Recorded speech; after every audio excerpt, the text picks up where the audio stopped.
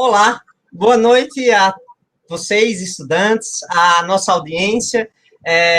Estamos aqui juntos para a nossa aula inaugural do Departamento de História da Universidade de Brasília, promovida pelo Instituto de Ciências Humanas, com a presença do nosso ilustre professor Dr. Emiliano Unzer, o qual vai ser apresentado pelo nosso também tão grande e ilustre professor Daniel Gomes de Carvalho, que é a nossa prata da casa.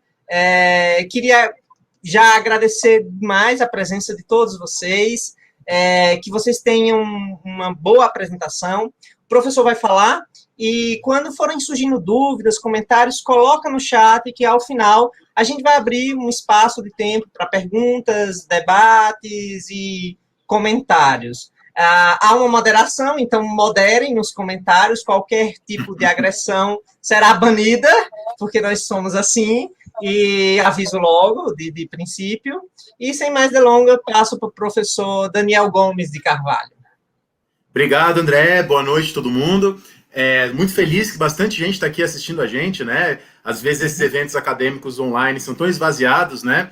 E pelo que eu estou olhando aqui, a gente está com 185 pessoas assistindo e bastante gente já curtiu esse vídeo. Então, aliás, aproveito então que muita gente nova por aqui, convido vocês a curtirem aqui e se inscreverem aqui no canal do Instituto de Ciências Humanas, né? Se não me engano, daqui 2 dias a gente vai ter também a aula inaugural da filosofia, né? Que vai ser bastante interessante, né? O título lá, Nietzsche ao piano, já chama atenção para todos nós, né? Lembrando aí, quem for aluno da UNB, a gente vai colocar aqui embaixo daqui a pouco uma lista de presença para vocês conseguirem horas complementares, né?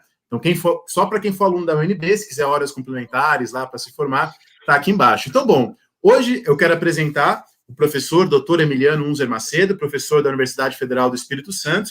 Tá? Ele é graduado na UNB em Relações Internacionais, né? Muito legal, ele está aqui, alguém que tem toda uma trajetória aqui. Ele fez um mestrado na Universidade de Gales, né, no Reino Unido, e um doutorado em História Social na Universidade de São Paulo.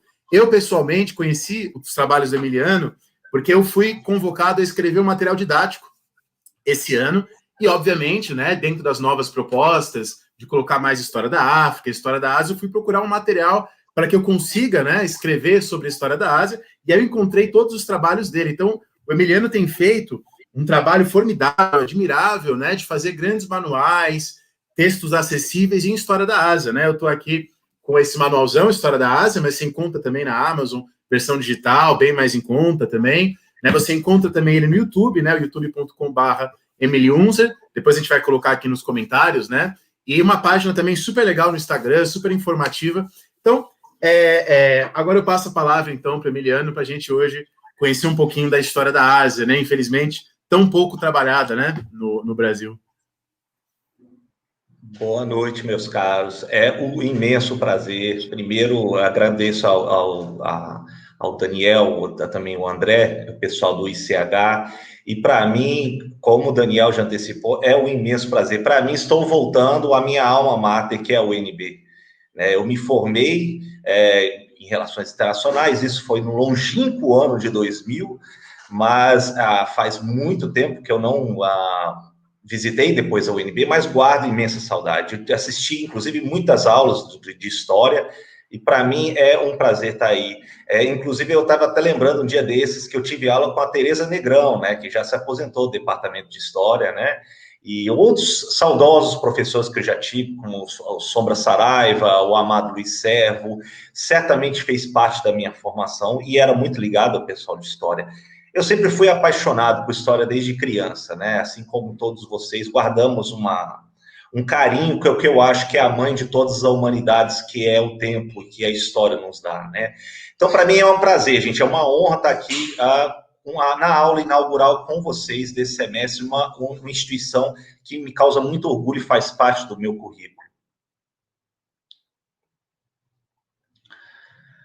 Eu gostaria também de falar, claro, o tema que eu vou falar com vocês hoje é sobre história da Ásia. Então, o Daniel, ele mostrou já uma das minhas publicações. Essa publicação, na verdade, ela é uma culminação de 7, 8 anos de publicações que eu estava fazendo. Porque eu comecei a escrever sobre Índia, Japão, Coreia, Tibete, Sudeste Asiático, entre outros. E aí, em 2019, eu reuni tudo, eu compilei tudo num livro só, justamente para tornar acessível a todos sobre o tema História da Ásia. É claro que é um tema enorme, mesmo porque a gente vê hoje, primeiro, a centralidade como a Ásia está no plano internacional, isso é uma coisa bastante óbvia, né? E segundo, que existe mais da metade da população mundial se encontra na Ásia, então é uma coisa praticamente inesculpável você não procurar entender, estudar a história, a cultura asiática, como tem sido, parece norma, já há muito tempo no Ocidente, isso inclui a academia brasileira, né? O desafio é enorme, né? Claro que eu tive que lidar com muitas incógnitas, muitas fronteiras, eu tive que caminhar sozinho, viajar, fazer anotações. 99% das minhas fontes eram fontes estrangeiras, eu tive que adaptar termos que antes eram boa parte desconhecido do público em geral, e essa é a minha preocupação, é escrever e tornar acessível esses livros, né? Eu não queria deixar ele no reduto fechado de especialização, mas essas aulas, por exemplo, gravo elas no meu canal do YouTube, como o professor Daniel já falou. Meus livros, busquei ser o mais legível e acessível possível, mas não ficar demasiadamente generalista e simplificado, né? É isso que eu queria, esse é meu objetivo de anos de pesquisa e dedicação, de deixar isso disponível para vocês, estudantes, muitos agora estão começando, muitos são jovens, e vocês já têm algumas publicações que vocês podem começar. Naturalmente, eu não vou ser a grande enciclopédia de atender todos os anseios.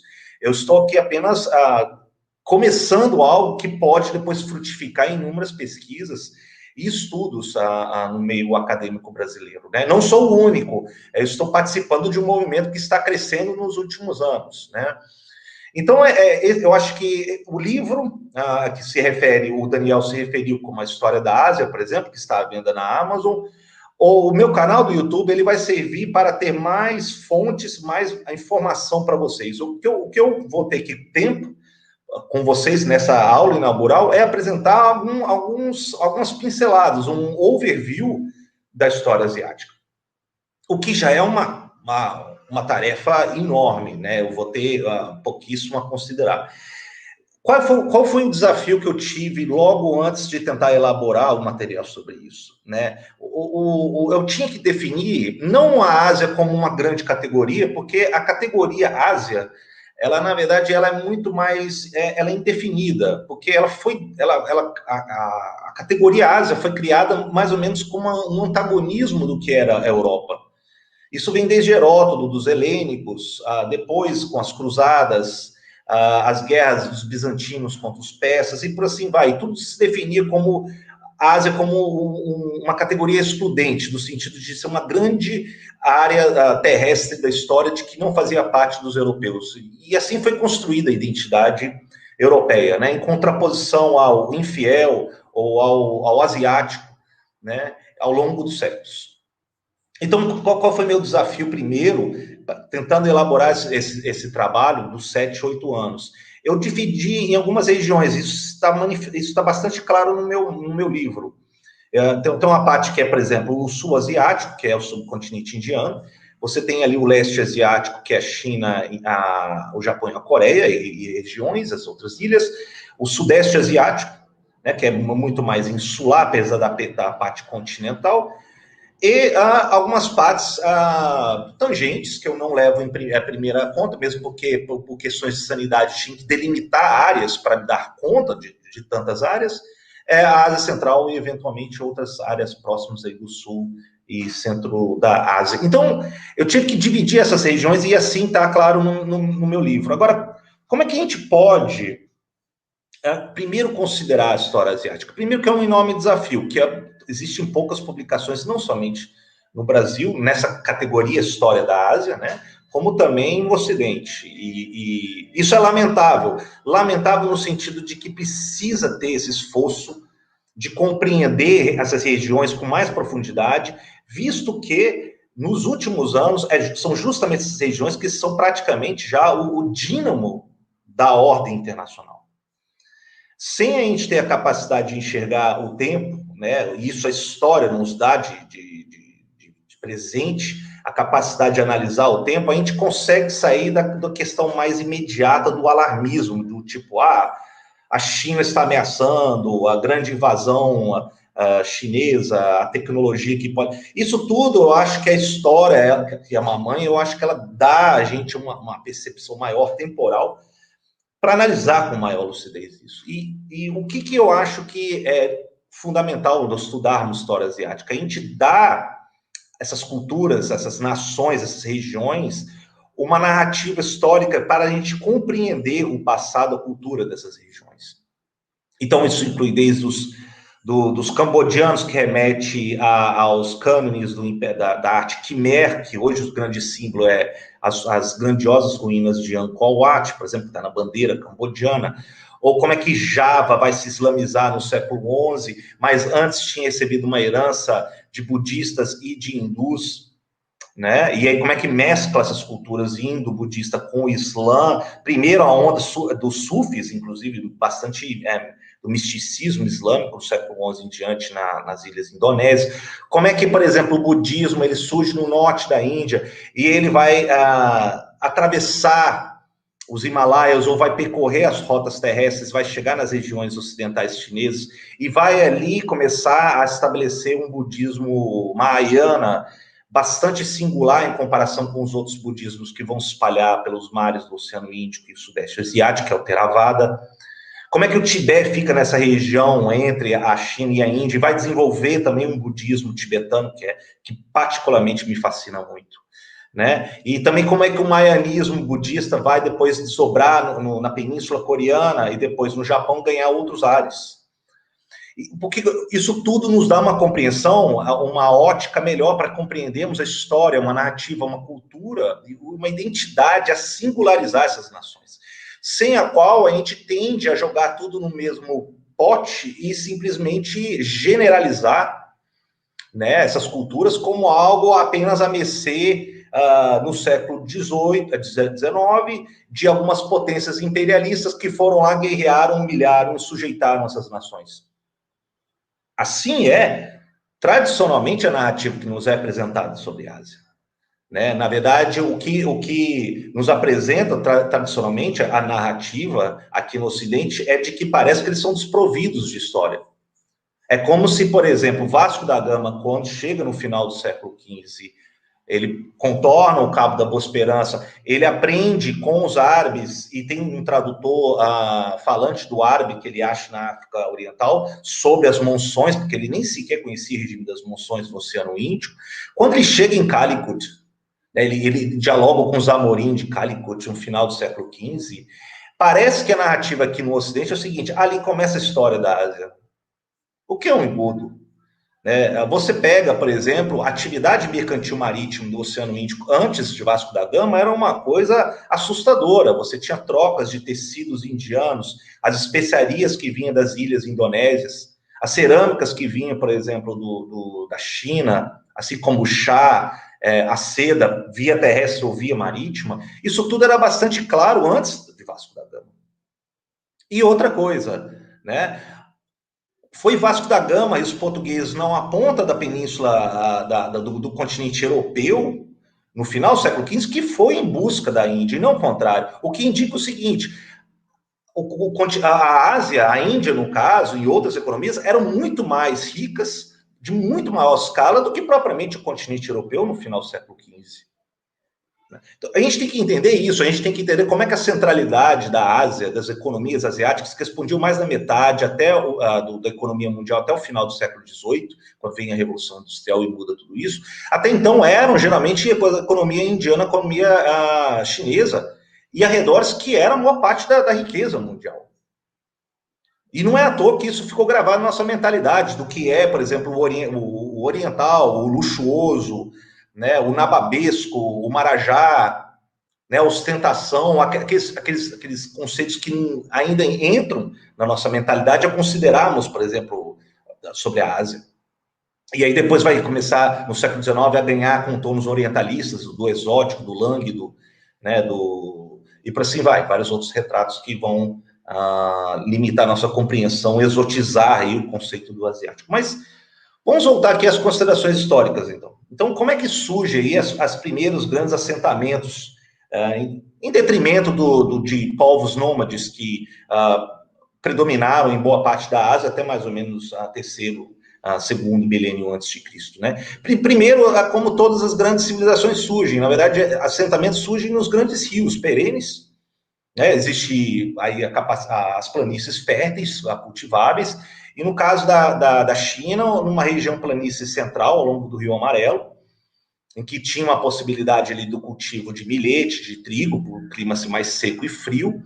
Depois, com a domesticação e a criação de porcos, de cachorro, e por assim vai, eles conseguiram, eventualmente, estabelecer assentamentos ali no norte da China. E também no norte-noroeste atual da Índia, na região ali do Rio Indo, também surgiram assentamentos bastante organizados. O Harappa e Mohenjo-Daro, que apresenta, inclusive, uma organização urbana de reservas de água, de drenamento de águas, que é uma coisa que assusta até os dias de hoje. Bom, esses são os primeiros sinais de vida sedentária. Agora, quando estamos analisando a Ásia, temos sempre um diálogo entre os sedentários, assentamentos, e os povos nômades, né? E normalmente, isso até um tempo atrás, isso era ignorado, que eram os mongóis, os túrquicos, que eram considerados bárbaros, assim como parece ecoando o discurso de Heródoto quando se fala sobre os citas. Mas, na verdade, eles participam. Há sempre um diálogo, uma troca cultural, civilizacional entre esses nômades e os sedentários. Isso fica muito evidente na história indiana, por exemplo, ou na história chinesa, isso é muito evidente, né? São civilizações que não são os tanques, eles sempre estão dialogando, ou por guerra, ou, na maioria das vezes, na paz, no comércio, de troca de produtos e trocas de valores e de culturas entre si. E esse primeiro dinamismo, ele é muito importante para compreendermos a história asiática. A gente não pode ignorar os hunos, nem os heftalitas, nem os mongóis, nem as grandes nações túrquicas. Eles fazem parte da história asiática, eles deram dinamismo, né? Existem já estudos bastante conhecidos hoje, como a contribuição, por exemplo, dos mongóis, de Temujin Khan e seus descendentes, de como que eles estabeleceram uma ordem, a Pax Mongólica, como se fala, em todo o corredor leste-oeste, na grande massa asiática, que fez com que florescesse a Rota da Seda, na troca de corredores de produtos e ideias de leste a oeste. E nisso, né, estabelecida essa paz, um veneziano, que vai ser Marco Polo, e aproveita dessa ordem, vai e chega ali no Império Chinês e traz todo o seu impacto das narrativas para o Ocidente, que marca até os dias de hoje nas suas narrativas do Livro das Maravilhas, do século XIII. Então, a gente tem primeiro essa dinâmica. Segundo, em termos cronológicos, né, temporais, a gente tem o estabelecimento desses primeiros assentamentos que, gradativamente, no caso da China, vai manter uma perenidade, uma tenacidade notável. Isso vai demorar algum tempo, porque as primeiras dinastias chinesas, como é relatado, e eles têm um longo registro de sempre botar escrito os seus registros, uma classe de letrados que sempre sustentou o sistema de escrita e de ideologia muito baseado no confucionismo, né? Eles remetem aos primeiros tempos como uma era mitológica, da dinastia Xia, por exemplo. Depois descobriram as décadas já os assentamentos da dinastia Shang, que é mais antiga, baseados numa cidade chamada Erlitu, e depois vai vir a dinastia Zhou, que é já mais solidamente histórica, e a primeira dinastia que vai lançar as bases da história chinesa. E quais são essas bases? Primeiro, a escrita. Né? A escrita chinesa, ela é, na verdade, um fundamento que é sempre preservado entre os cultos, entre os letrados funcionários da corte chinesa. E de tal maneira isso é mantido que existe uma série de exames imperiais periódicos até acesso a essa classe de funcionários letrados. Isso é uma coisa extraordinária, porque desde que foi sistematizado isso da dinastia Qing, então a gente está remetendo aí 221 a.C., quando há um primeiro reino que estabelece essa classe de letrados e exames periódicos, você cria uma base cultural, histórica do que vai ser o Estado chinês. E vai além, porque muitos estudiosos depois que são afetados, influenciados pela cultura confuciana, eles também vão e prestam esses exames, voltam para o seu local de origem, como no norte do Vietnã, na Coreia e no Japão. E também a escrita chinesa influencia também a história dessas regiões. Então, a civilização chinesa ela é muito maior do que a China hoje. Ela repercute muito além das suas fronteiras, né? E em cima muito do cânone confucionista, então não apenas Confúcio, mas também os seus discípulos, os seus estudos, que viram os clássicos dos exames imperiais, como também a escrita. Né? Diz-se que, por exemplo, na Coreia ou no Japão, até o século XVIII, XIX, a maioria dos letrados dos cultos nesses países, eles ignoravam a língua local falada, que não remete à escrita chinesa, e ignoravam até a escrita local, porque a mais prestigiada era a escrita chinesa. É claro que isso vai haver adaptações na Coreia no século XV, com Sejong vai criar um alfabeto, que é o Hangul. Depois o Japão vai criar um outro sistema de escrita, o hiragana, mas vai manter ainda o kanji, o sistema de escrita chinesa, embora com sons completamente diferentes. Né? Mesmo porque a língua chinesa ela vem de um ramo sino-tibetano, parecido com um pouco ligado à língua tibetana e também ao birmanês, mas muito longe das línguas que vieram com os altaicos, tungúsicos, que vem aí o coreano e o japonês. Embora a escrita tenha perdurado entre a elite letrada. Né? Então, eu estou adiantando um pouco como é que vai começando a se configurar a história, nesse caso mais do leste asiático. Agora, na Índia, não haverá tanta tenacidade e continuidade uniforme como foi na região do leste asiático. Né? Na verdade, a Índia, na maior parte da sua história, ela não conserva uma unidade, poucas vezes houve. Primeiro, você tem a região norte, que você teve, como eu falei, aqueles assentamentos de Harappa e Mohenjo-Daro.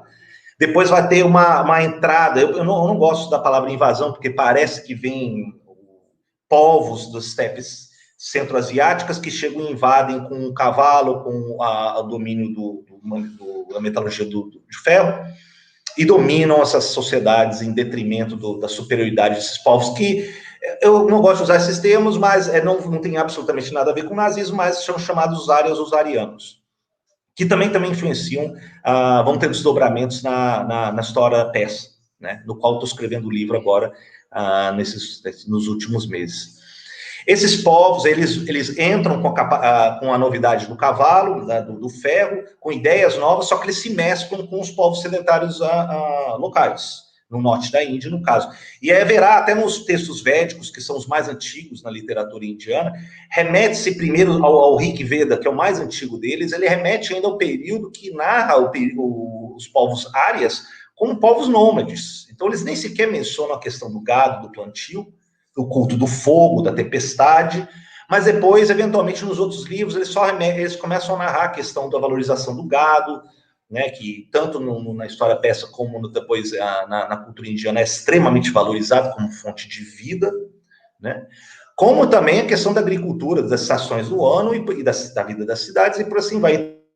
Não questão da invasão, como há alguns anos se falava, que esses povos árias chegaram, invadiram e dominaram. Né? Não, isso na verdade foi uma mescla. Existem povos no sul da Índia que nem sequer foram tocados por esses povos ários. Foram tocados, sim, por uma cultura que começou a ser gerida, que vai ser a questão do que depois os britânicos do século XVIII vão criar esse termo chamado os hindus, que é um universo no qual nem sequer existia na história indiana. A Índia, como o professor Vinay Lal, que eu fui muito influenciado da UCLA, da Universidade da Califórnia, Los Angeles, ele fala nas aulas dele o seguinte, que a Índia ela tem um cosmopolitismo inerente ao longo da sua história. E isso faz perfeito sentido, porque tantas religiões, tantas etnias e línguas, elas conviveram entre si ao longo dos milênios na história indiana. Então, no sul você tem a língua tâmil, por exemplo, que é completamente diferente do hindi falado no norte, ou o urdu, que é bastante influenciado por contato com os árabes, embora seja completamente diferente, mas a escrita é a arábica. O hindi já remete ao Devanagari, que é uma reinvenção das tradições mais recuadas dos tempos anteriores da história indiana, mas o tâmil é completamente diferente. Você tem uma língua tâmil no sul da Índia, que tem 2, 3 mil anos de tradição, uma literatura absolutamente fantástica, e que não tem pouco vínculo com o norte da Índia. E ali no sul da Índia você teve vários reinos que prosperaram, independente do norte, dos Cholas, dos Pandya's. Vijayanagara, quando já estava quase com uma decadência, quando os portugueses chegam em Calicut, no final do século XV. Então a Índia ela é muito mais plural. Você tem ali no norte, na planície do Ganges e Yamuna, né, os dois grandes que percorrem ali o norte e depois desaguam na Baía de Bengala, junto com Brahmaputra, são regiões extremamente férteis. Eles recebem a carga da chuva das monções, mas também há o derretimento das geleiras dos Himalaias, e as planícies são grandes. Então, aqueles estados no norte, na planície do Ganges e Yamuna, são extremamente férteis. E é dali que começam a surgir as primeiras grandes cidades, depois, no Império dos Guptas e dos Mauryas, né, na virada de antes e depois de Cristo. Isso talvez sejam as entidades políticas maiores que se observam na história indiana. E um desses regentes, Mauryas depois, vai ser chamado Ashoka, ou Asoka. E o Ashoka, ele entra no cânone budista, que diz que eles, depois de guerrear contra o Kalinga, um reino na costa oriental indiana, de tanto que ele matou, ele se arrepende e se converte ao budismo.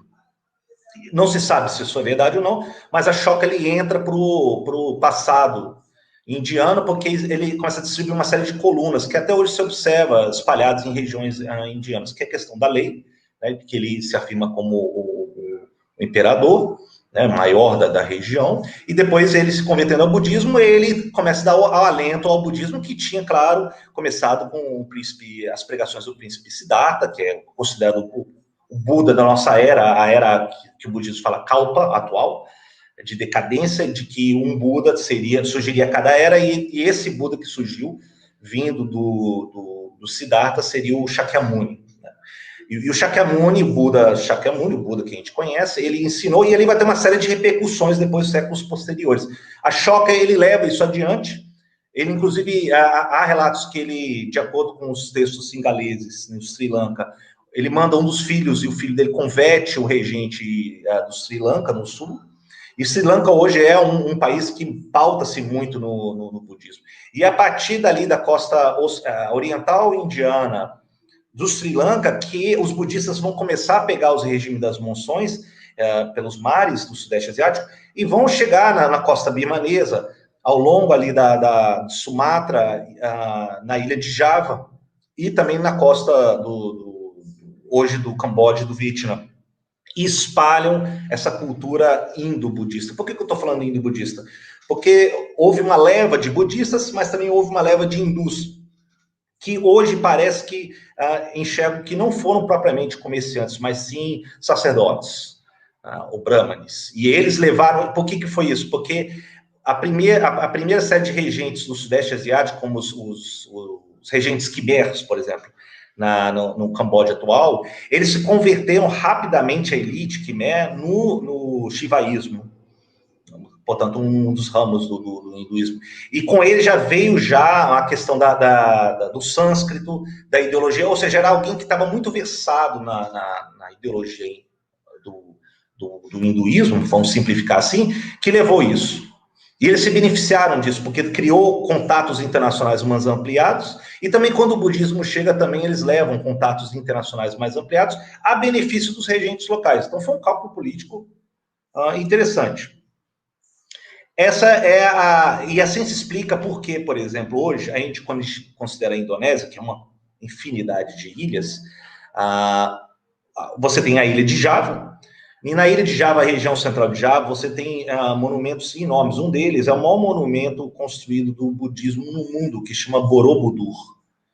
E Borobudur é a expressão do budismo mahayano. Significa que no século VII, século VIII, budistas já estavam chegando lá e converteu o regente local a ponto de ele construir esse monumento. É quase como uma montanha inteira, construída em forma de uma mandala mahayana, e que está na região central javanesa. Ali em Prambanan, próximo, outro regente tinha se convertido ao hindu, ao shivaísmo, e ele também constrói torres magníficas que remete à moradia mítica dos deuses hindus, que é o Monte Meru, né, suposta moradia mítica dos deuses nos Himalaias.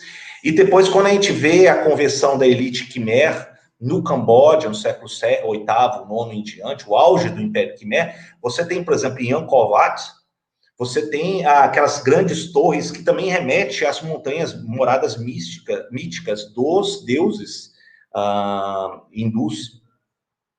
E depois, quando a gente vê, por exemplo, em Banon, você vê alguns rostos, depois que foram esculpidos nas paredes desses templos hindus, você tem uma outra leva do budismo mahayano ali, porque são seres iluminados do mayanismo, chamam os bodhisattvas.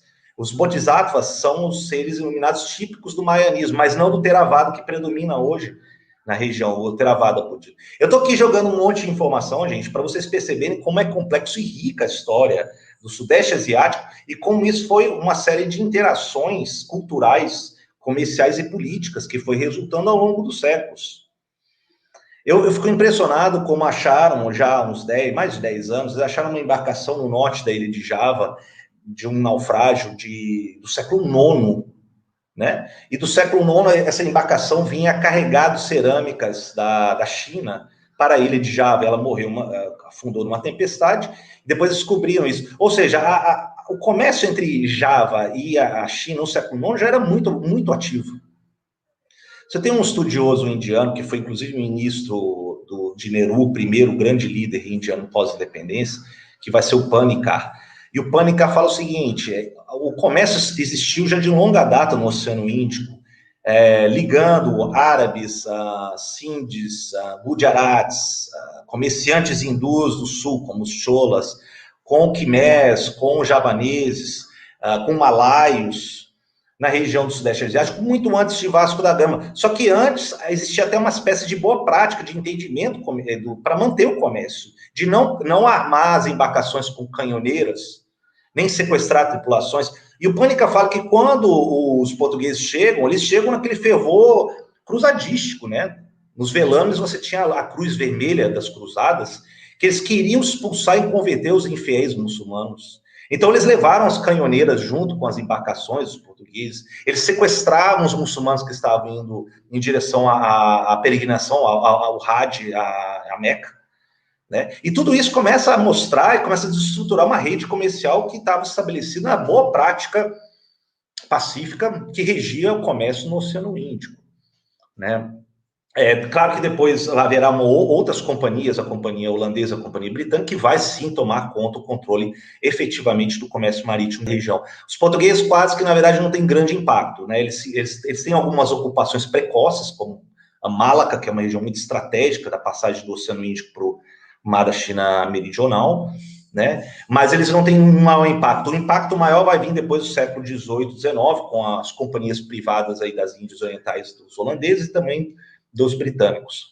É desnecessário dizer que os holandeses eles tomaram primeiro uma pequena ponta do extremo oeste da ilha de Java e depois gradativamente eles vão controlando o reino javanês, que é a ilha mais povoada, mais fértil ali das ilhas da Indonésia. Mas eles também, como os portugueses, miravam produtos que eram mais preciosos do que o peso em ouro no século XVI e XVII, que são a noz moscada, nas Ilhas Molucas, ou a Ilha das Especiarias, como os portugueses chamavam, lá no extremo leste do arquipélago indonésio.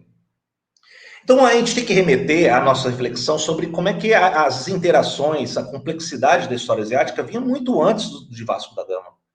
Ele vem muito antes também da questão do imperialismo, que vai ganhar a monta, claro, evidentemente, no século XVIII, século XIX, principalmente. Você vê, por exemplo, depois dos Mauryas, dos Guptas, você tem o estabelecimento de outros impérios que dominaram boa parte do norte indiano e eventualmente desceram para o sul dos Víndias ou do Decão, na região central indiana, que vão ser, por exemplo, os mogóis, que vem da palavra Mughal, né, e não mongóis com N, tá? Porque é um termo persa que se referia aos mongóis, e depois isso entrou num vocábulo aí, como a gente se refere nessa dinastia mogol indiano, que veio do século Babur, do século XVI, e vai até praticamente do século XIX, quando os britânicos efetivamente põem fim a essa dinastia mogol. Na China é uma coisa muito mais extraordinária, porque a China, e até hoje os chineses enxergam a historiografia deles como algo até meio que cíclico, porque você tem um período dinástico de ascensão de um filho do céu, e assim que começam a criar a legitimidade do imperador, do filho do céu, do mandato do céu, o Tianzi, né? E ele, pela ordem natural das secas, da chuva, da colheita, das irrigações, é isso que vai legitimar o filho do céu, o imperador chinês. É assim que eles vão criando uma ideologia, e essa ideologia é interessante, porque depois eles vão buscar uma série de estados tributários ao redor da China. Essa era a percepção, a concepção internacional chinesa, até aí o fim da dinastia Manchu, a dinastia Qin, no final do século XIX. Eles não tinham a mesma concepção como, por exemplo, uma embaixada enviada pela coroa britânica com Lord Macartney no final do século XVIII, em que Macartney, ele trazendo uma carta do rei britânico George III, ele fala, olha, eu quero me encontrar com o equivalente, o imperador chinês, o Qianlong, que talvez seja um dos maiores imperadores da história chinesa, já aí na dinastia Qing, a última dinastia imperial chinesa, no final do século XVIII. E os próprios letrados, os mandarins, se a gente simplifica assim, mais próximos do imperador chinês, eles falam, olha, isso é um absurdo, ninguém nunca entra em contato, vê o imperador, são pouquíssimos, isso é uma tradição de 2, 3 mil anos. Vocês não podem... E aí os britânicos eles trazem uma nova tradição, né, do direito internacional público, europeu, de que tratados devem ser entre iguais, etc. Os chineses não, os chineses tinham uma concepção bastante peculiar, própria, de séculos de tradição, de que o imperador chinês, o filho do céu, ele era único diante da humanidade. Ele representava a ordem cósmica e natural. Inclusive, existe discussão já na escola legalista, algumas escolas confucianas, que falam que se houver uma série de desastres naturais, significa que o imperador não é digno do mandato do céu, e ele deve ser destronado. O que tem até um elemento aí até revolucionário nesse sentido. Mas, geralmente, se ele observasse os rituais que eram compilados ao longo dos séculos, se ele se mostrasse digno de atender esses rituais, a ordem seria preservada e todos deveriam obedecer a esse representante máximo dos céus diante da humanidade. E o confucionismo também elabora isso em várias outras vertentes, né, que vai sendo retrabalhado no neoconfucionismo e por assim vai, não é algo estático. Do sentido da lealdade diante dos pais, e o imperador seria o pai dos pais, né? Haveria classes sociais que seriam que deveriam obedecer a outras classes sociais. Então, o sistema de castas que a gente normalmente atribui à Índia, existia um sistema de castas também no Japão, na Coreia, na China, no sistema confuciano, né? E que geralmente o que era mais notório e que causou tensão já no século XVIII, XIX é justamente desmerecer os mercadores, porque eles, na ótica confuciana, eles não contribuíam em nada, não criavam nada. E por que essa tensão vem no século XVIII, XIX? Porque são classes que começam a entrar em contato com rotas e com comércio internacional, inclusive com a entrada de outros ocidentais e por assim vai, enriquecem enormemente, só que não tem um status elevado numa sociedade, nos ditames do confucionismo.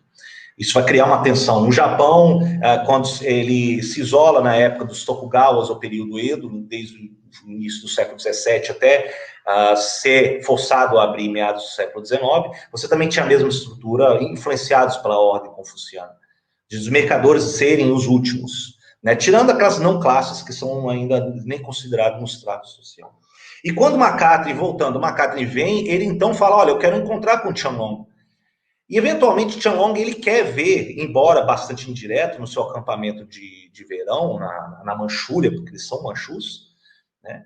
E ali ele observa que eles nem sequer se jogam ao chão, fazem aquela prostração cautal, como era esperado de povos de outras regiões. Eles consideravam os britânicos como povos do além-mar, do extremo oceano, longe. E isso piorou pelo fato de toda a vestimenta, a higiene deles, a barba, a maneira que eles comiam, tudo isso era muito longe da etiqueta dos ritos extremamente elaborados do mandarinato, né, que foi acumulando ao longo do tempo. Diz, inclusive, que existem referências muito interessantes que os mandarins viam os britânicos comendo e eles falam, olha, ficavam horrorizados, como é que eles comiam, por exemplo, portando armas, que é o garfo e a faca. Eles tinham uma delicadeza muito maior de comer com hache, a cerimônia do chá, toda a caligrafia acumulada, a arte da caligrafia acumulada pelos letrados chineses, coreanos e japoneses, e eles depararam com comerciantes. Então piorou, porque eles eram considerados comerciantes e ainda bárbaros, né? Usando mais o sentido lato dessa palavra na ótica chinesa. Então o MacArthur ele não consegue a audiência como ele queria com o imperador Qianlong. Depois Qianlong vem a morrer, logo depois dessa primeira embaixada, vão ver outros, o Amherst vai ter uma segunda tentativa, e ele vai ser muito mais enfático, em falar, olha, abra, porque a gente precisa abrir, atender os nossos comerciantes que estavam isolados naquela região ali da saída do Rio das Pérolas, a região de Cantão. Era a única região reservada para o comércio com povos do além-mar. Né? E não é à toa que é ali que primeiro vieram os portugueses estabeleceram uma península que é fechada pelo portão, que vai ser Macau. Na saída do Rio das Pérolas que eles podiam comerciar, mas eles nem sequer podiam entrar em contato nem em solo chinês, até as agressões das duas guerras do ópio do século XIX, né, em que as canhoneiras, as embarcações do coraçado da Marinha Britânica apontam as armas para Cantão, falando, nós vamos subir o Rio das Pérolas, provoca o primeiro incidente, e depois eles vão gradativamente forçando a abertura dos portos. Isso também vai acontecer de alguma outra maneira com um enviado do governo americano, o Matthew Perry, o Commodore Perry, quando ele chega na Baía de Edo, depois vai ser rebatizada de Tóquio, em 1853.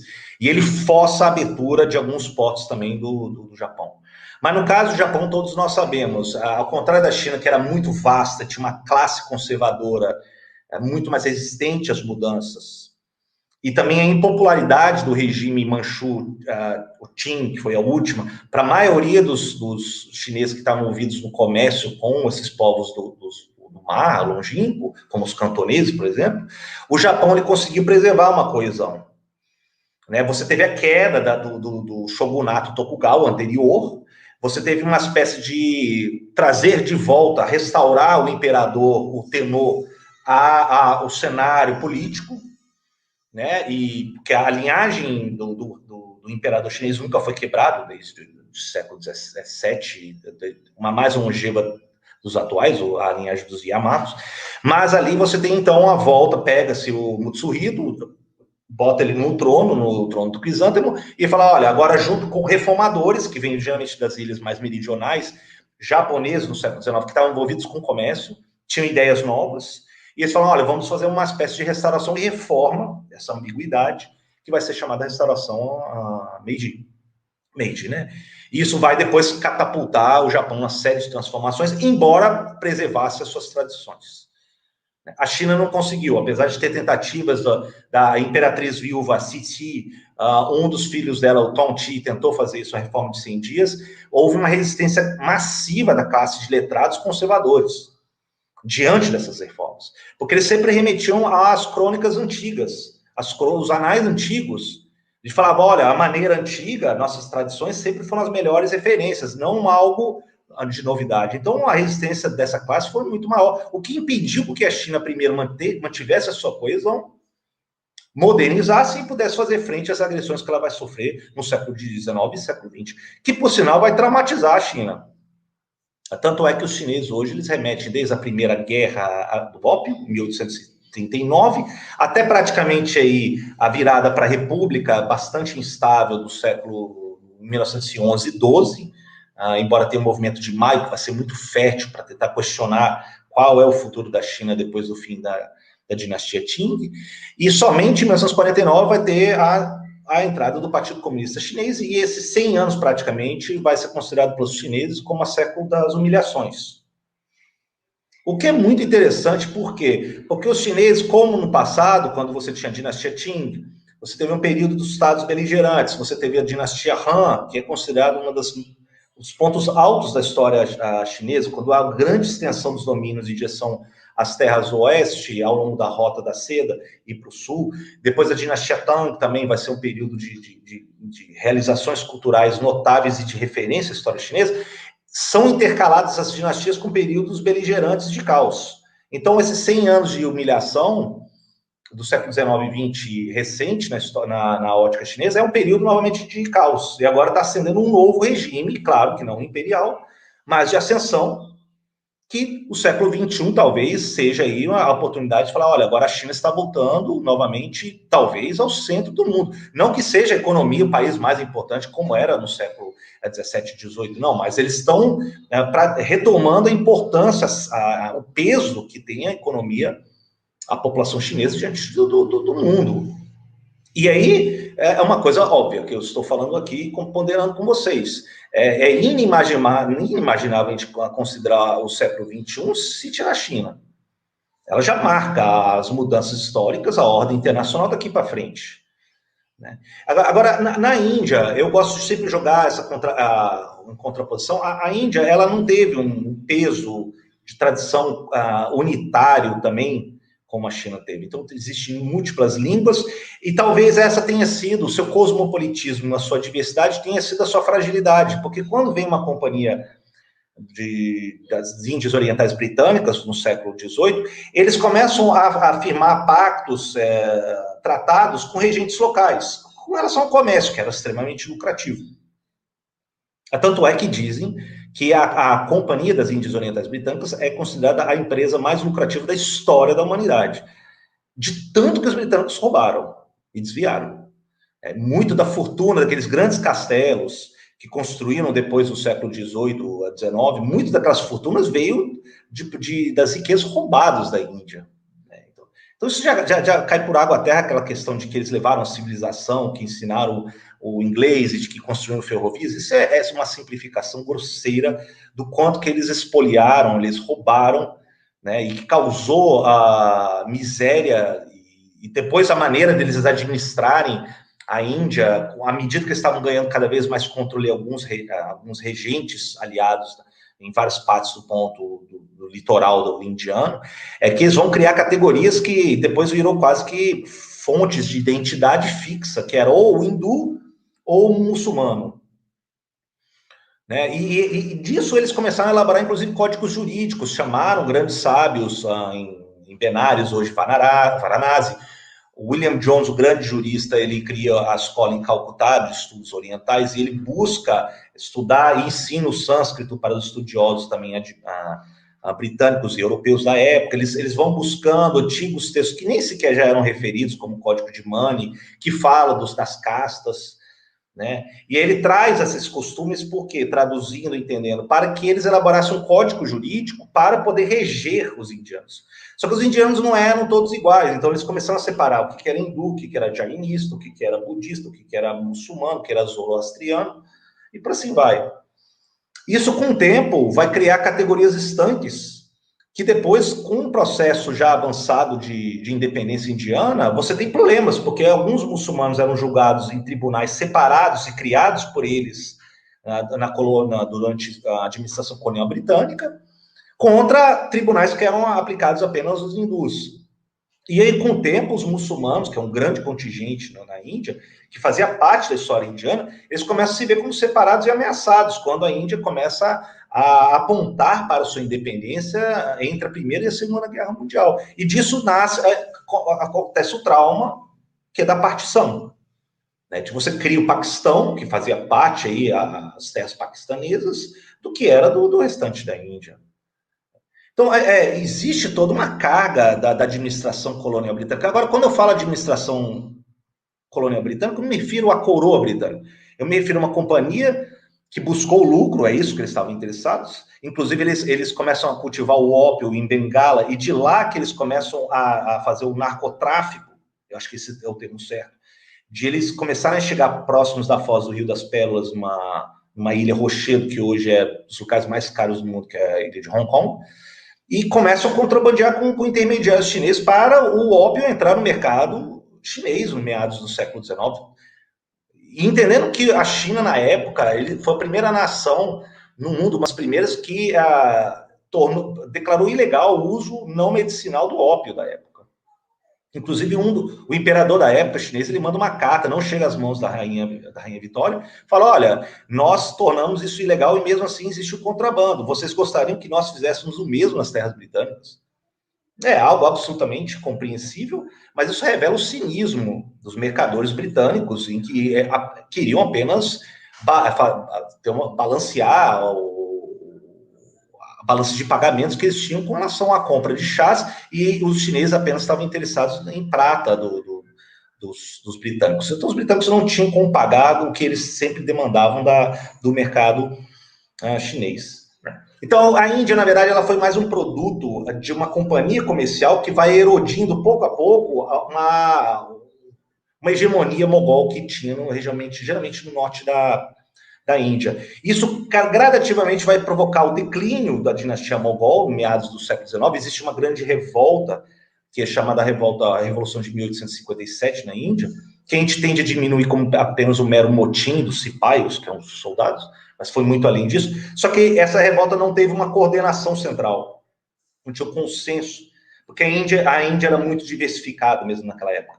E aí os britânicos eventualmente depõem o último imperador, que era quase uma figura já da dinastia mogol da época, e aí torna a Índia como ou aliados de regentes, príncipes, nababos, marajás, da administração da coroa britânica, e ela virou o período do Raj, né, o período da dominação britânica dentro da coroa britânica, 1857 em diante. E essa administração vai ter uma série de consequências, porque vai criar o serviço público indiano, o Indian Civil Service.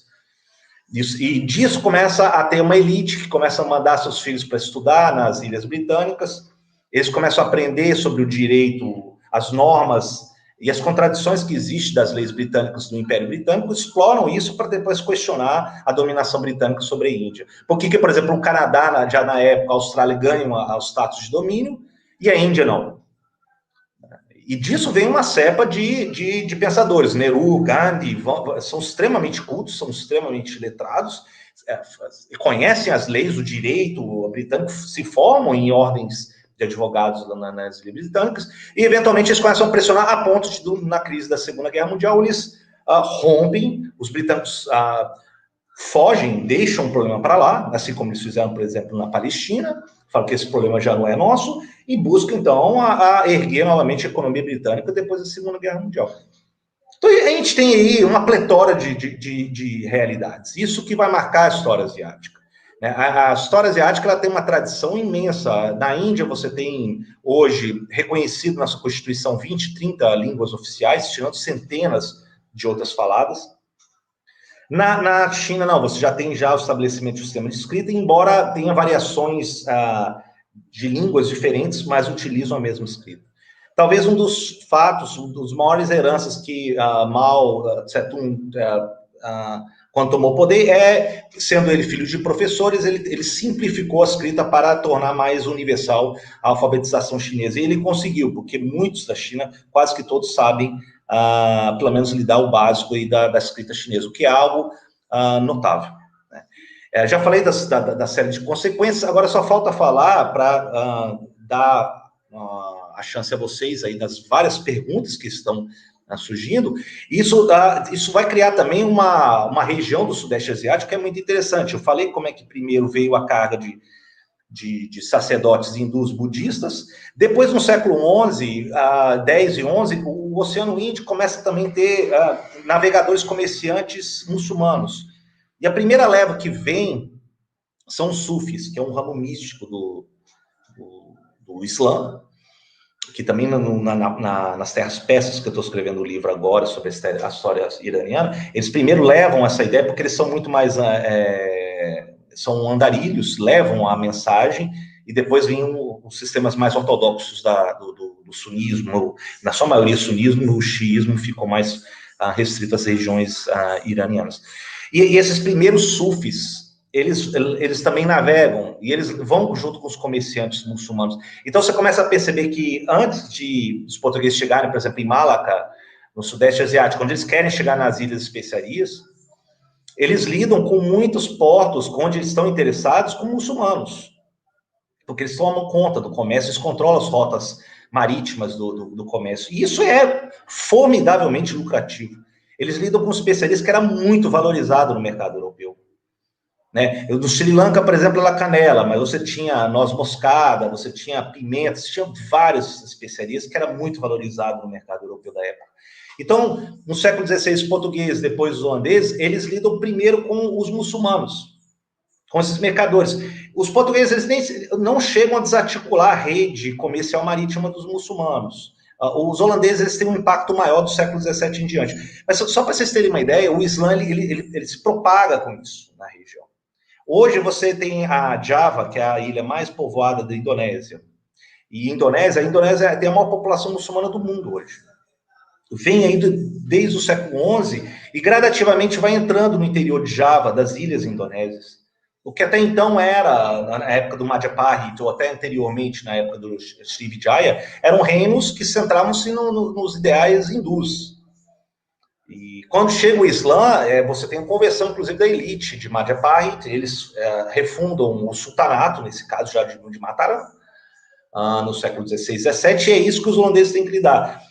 É por isso também que a gente nota que nas ilhas indonésias você tem Java, que é a grande maioria muçulmana, mas aquela elite de Majapahit do século XV, XIV em diante, eles fogem e se mesclam com a ilha próxima, que é a ilha de Bali. Logo ali do lado. E é por isso que Bali, até hoje, você tem a preservação da cultura hindu, e não muçulmana. Em Bali, você come-se porco, você cultua os deuses hindus, né? Você tem uma proximidade muito mais, embora retrabalhada pela distância, pelo tempo, mas remete seus épicos do Ramayana, dos épicos hindus. Né? Ou também os hindus, os budistas, chegaram ao Império Khmer no século VIII, e ali você tem a arquitetura Khmer, que vai marcar depois os birmaneses. Os birmaneses também têm vários impérios ali na região do Sudeste Asiático, que eles adotam aí, no caso, o budismo muito forte. Até hoje, a Myanmar é muito marcado pelo budismo. Também o reino do Sião, ali próximos antes, que era a Ayutthaya, também adota o budismo, embora também remeta até hoje à monarquia tailandesa, que é a herdeira do reino de Sião, ela remete aos épicos hindus. Se você for no Palácio Real hoje, da família real, portanto, da monarquia tailandesa em Bangkok, você vai ver ilustrações da versão deles do Ramayana, o épico hindu, que é o Ramakien. Você vê até o próprio nome formal do rei hoje, dessa dinastia, Chakri, na Tailândia hoje, é Rama. E Rama é o grande herói, é uma encarnação do Ramayana, né, que é centrado em Rama, em resgatar sua esposa que foi sequestrada, a sua esposa Sita, por um regente em Lanka, do reino de Lanka. E ali também é trabalhado isso. E o Rama é uma reencarnação de Vishnu, né? Uma das encarnações dele. Isso também ele até fundamenta toda a narrativa, a literatura tailandesa, siamesa. Então é interessante como é que vê também, como é que as culturas elas vão projetando. Só que não se projeta e domina, você tem uma mistura de teores locais. Né? Nunca é uma imposição simples, absoluta. Você tem através de levas ao longo das gerações, você leva-se a cultura junto com o comércio, né? Porque o comércio não leva apenas produtos, leva as ideias, as culturas junto com isso. E o Sudeste Asiático estava muito ligado ao Oceano Índico, né? Já estou acabando. O Oceano Índico, né, que é com relação aos comerciantes indianos, os contatos, por exemplo, o norte, o que é chamado Reino de Anã, no norte do Vietnã, começou a ficar muito mais próximo aí das ideias do confucionismo. Talvez um dos últimos grandes heróis, o maior herói do Vietnã no século XX, que todos conhecem pelo apelido de Ho Chi Minh. Ho Chi Minh foi filho de mandarim. Um mandarim. O pai dele foi aprovado nos exames imperiais dificílimos dos estudos confucianos no final do século XIX. O Ho Chi Minh também estava caminhando para isso, mas houve a ruptura depois com a dominação francesa, que depois foi chamada Indochina Francesa, no século XIX. E depois aí os vietnamitas tiveram que, ao longo do século XX, combater não somente os franceses, que insistiram em ficar ali depois da derrota na Segunda Guerra Mundial, como também a invasão dos japoneses durante a Segunda Guerra Mundial, e depois, quando os franceses saíram derrotados na Batalha de Dien Bien Phu, em 1954, né, que eles nunca se conformaram e descarregaram toda a sua intolerância em cima dos argelinos, uma guerra civil.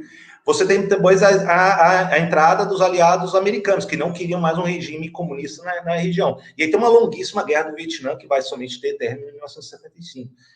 Os vietnamitas foram... E nas regiões também, como os cambodianos sofreram bombardeio e agressão das ofensivas militares americanas, e no caso vietnamitas, os japoneses e dos franceses. Então, praticamente, isso vai marcar o século XX dos vietnamitas em diante. Eu acho que é isso. Eu acho que eu gostaria de fazer somente essas observações mais gerais. Eu já estou aqui já com quase 1 hora de exposição. Eu vou deixar um pouco o espaço para vocês terem suas dúvidas. É claro que eu não vou conseguir esclarecer todas, né? Eu tenho, na verdade, na verdade, uma imensidão como história do Ocidente resumida em apenas 1 hora.